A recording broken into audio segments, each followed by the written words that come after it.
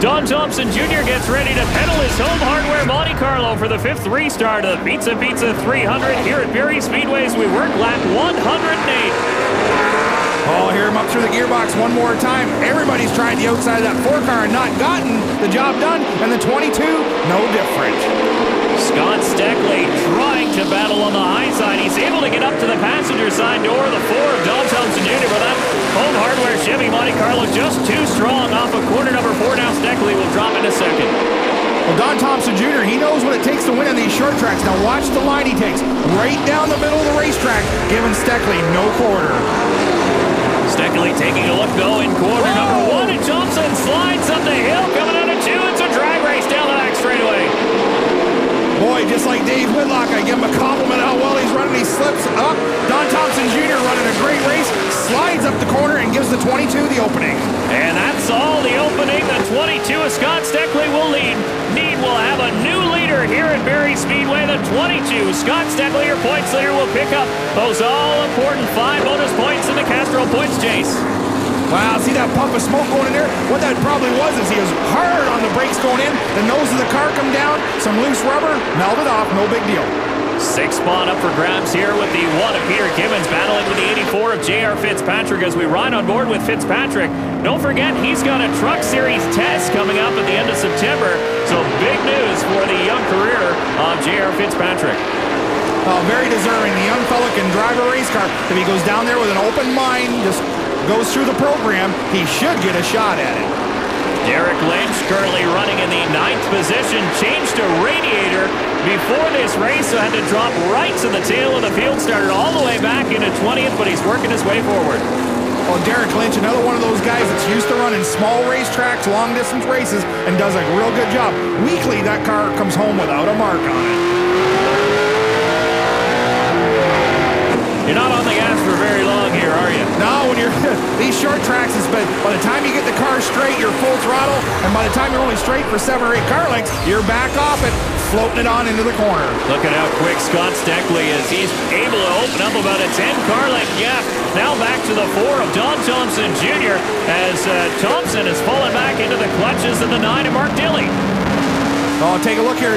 We got a lot of racing going on here, but Mark Dilley, he's really trying to put the pressure on the 4, hoping to duplicate what the 22 has done.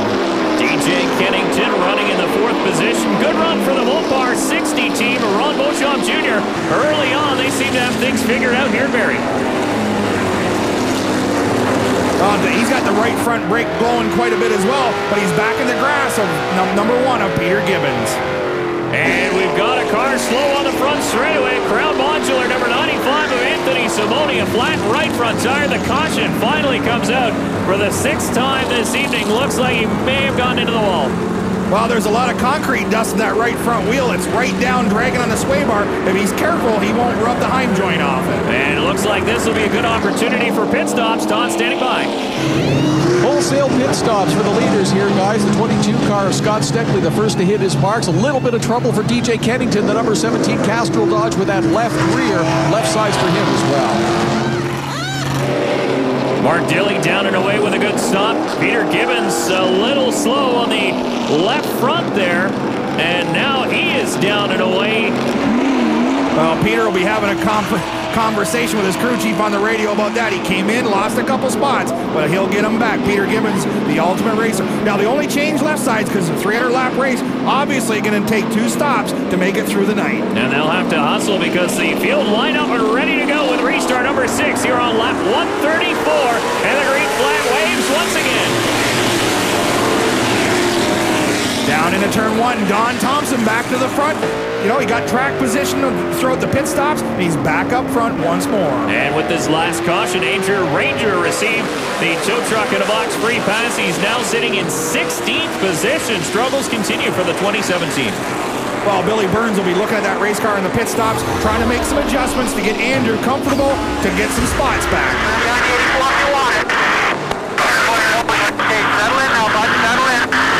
Hometown favorite John Gaunt hearing from his spotter as they're telling him just settle in, just put in some laps, still a long way to go here in the Pizza 300, battling with the 02 of Gary Mix, who slowly trudged his way back up through this field. And look, not even a mark on that BDI Ford Fusion as Mix moves into 4th position now.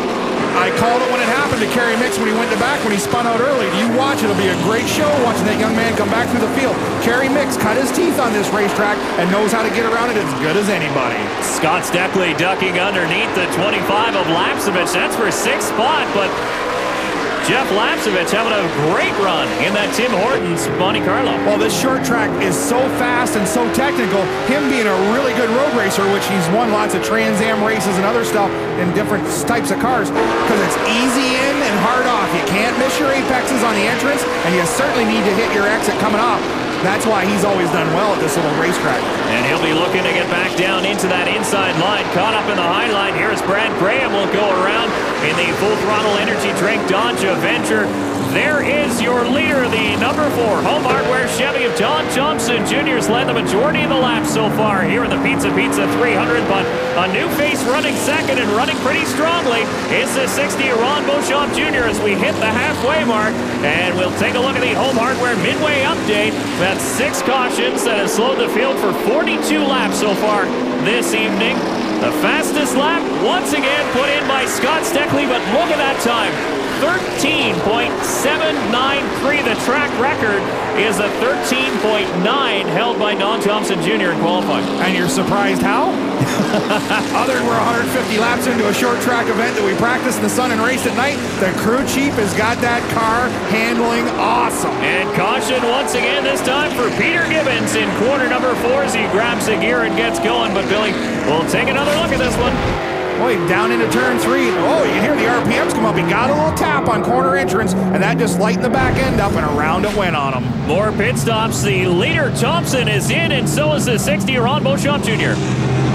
What an improvement we've seen in the performance of this number 60 Mopar Parts Dodge team in the last couple of races. Right side tires and fuel. He'll be good to go the distance if he decides to stay out and only take the 2 tires for this event, guy. Don Thompson Jr., the Home Hardware Chevy, also making his first pit stop of the night. And so is John Gaunt in the Centennial Dodge Avenger. He's down away. The 60 of Beauchamp almost collides with Gaunt on pit lane. There is your new leader, the 02 of Kerry Mix. We'll be back.